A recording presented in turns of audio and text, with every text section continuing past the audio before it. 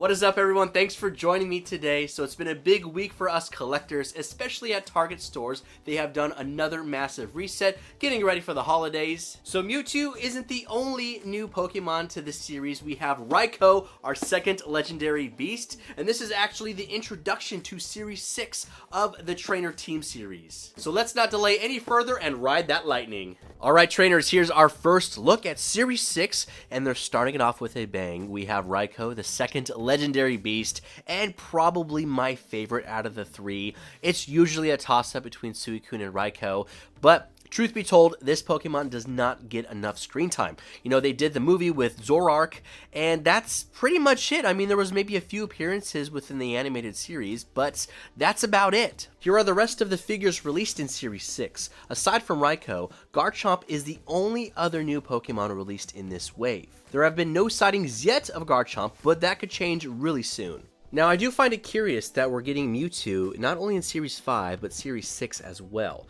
Ideally, I would have liked Mewtwo to be replaced with a new Pokemon, maybe like Ho-Oh or one of the Reggies. However, I don't mind that they do bring back another Pokemon from the previous waves. You know, that just deters people from scalping them and the prices to go crazy on the aftermarkets because, you know, new fans are going to be getting into this, line and these figures or just getting into Pokemon in general. So instead of them, trying to find one of these figures that was released, a year or months ago, and instead of them going to like aftermarket prices, they still have a chance to get it now. But I would love to know what other Pokemon you would like to see within this Trainer Team series. We already know Entei is on the way. I'm assuming it's within Series 7. There has been no official announcement about that yet, but we know Entei was confirmed at San Diego Comic-Con. Per usual, here is the barcode and the Target DPCI to help you track this down in store. These are shipping now, and you can also find them in store at your local Targets.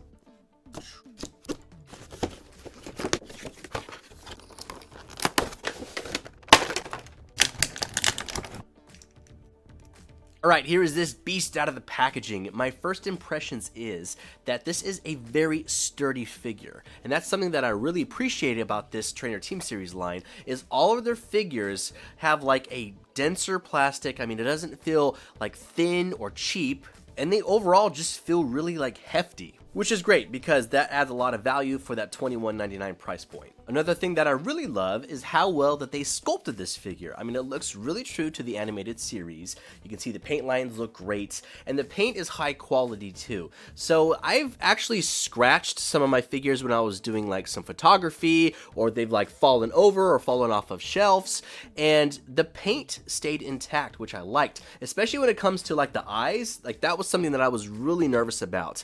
But so far, through all like the tumbles and falls, each figure's paint quality has held up. Here is a closer look at those paint apps. You can see the eyes look nice and symmetrical. The paint looks great. It's very vibrant. I was a little worried that they weren't going to get that menacing look from Raikou, but they actually do it really well, especially when you're turning from side to side, or if you're like tilting the head down, you can really accentuate that aggressive look that Raikou has. What's really nice too about this, the cloud that comes off the back of Raikou is just as good as SUICUNE. So if you watched my previous video reviewing SUICUNE, then you saw that material right here, this is a dense, like thick plastic. I mean, it's not a cheap, like thin plastic at all. So this is really nice, and the sculpting looks phenomenal to it. Here is a better look at that. You can see that they designed it really well. It connects to the back of the head, and the proportions look great. It doesn't look, too wide or too tall, so they really nailed this here. Since it is connected to the back of the head, we might as well look at that articulation. So we could take the base of the head where the neck is, and we can have Raikou flexing downwards, looking down about that far. There's another joint right here, and if we take that and coincide together, we can get a little bit more reach from it. Here is a better angle about how far you can get Raikou looking downwards. So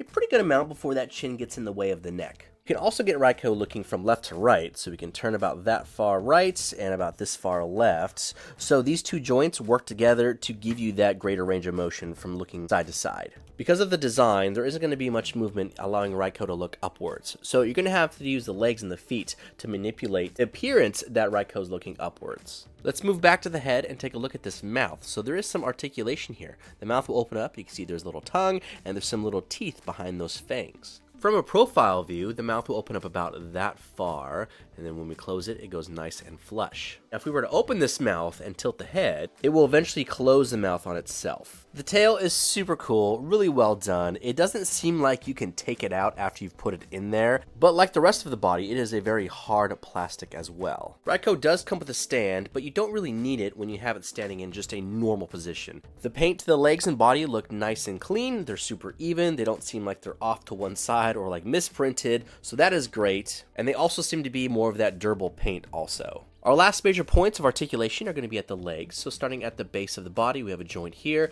We have one at where like the knee is, and then one towards the ankle. The articulation is going to be roughly the same as SUICUNE, with some differences being like range of motion. So starting here at the base of the body, we could take the legs and bring them out about that far. And we can do the exact same thing to the hind legs. We can bring them out that far. And this is cool because this gives, I feel like, a more dominant stance, you know? So we can bring those on in. You can separate one leg if you wanted to, and kind of articulate the little paw, and you can add some nice character. From that same joint, we can take the legs and we can bring them forwards and backwards. So stretching out, kind of doing like the splits or like laying down, we can go out about that far. We can bring both of them in to a more upright standing position. I would say this is about as far back as I can get the front legs, and this is about as far forward as I can get the hind legs. From the next joint down, the range of motion between these two joints is going to be different.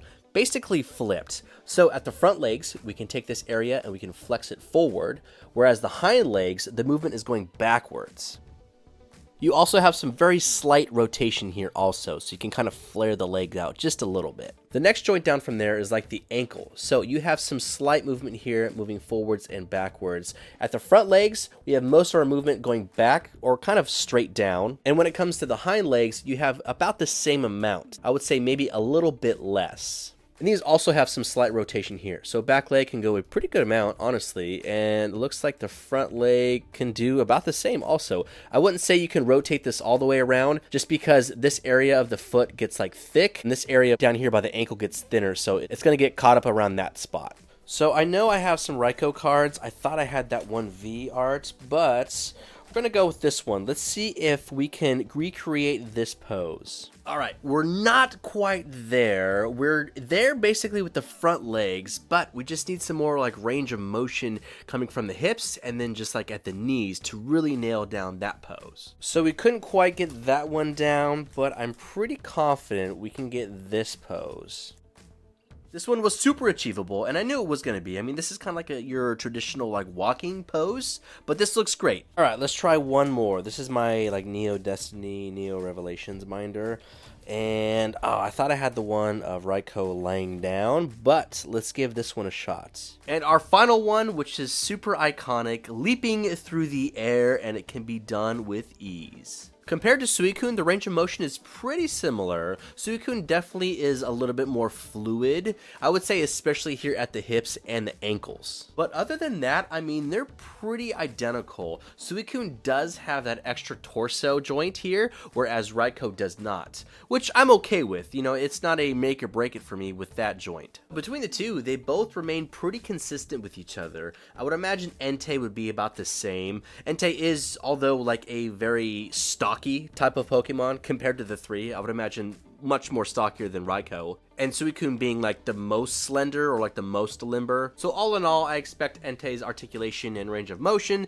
to be similar to Raikou's. Let's do some measurements. So we know that Mewtwo was pretty much perfectly in scale. So Raikou standing at 6 feet 3 inches per Pokedex.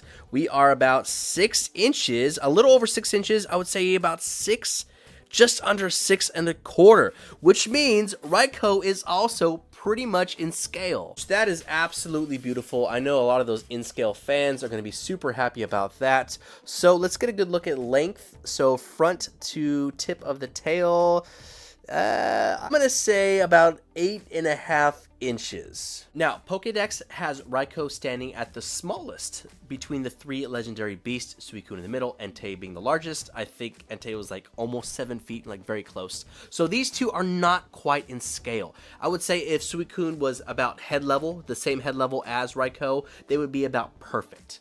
Again, scaling, that's not a big deal to me. That's not something that I look for in every, single figure that I buy. But I do point that out because I know there's a lot of fans and collectors that that do like that sort of thing. But for me, at the end of the day, as long as they are pretty close in scale, between the legendary beasts anyways, and they look good on shelf, then I am completely happy.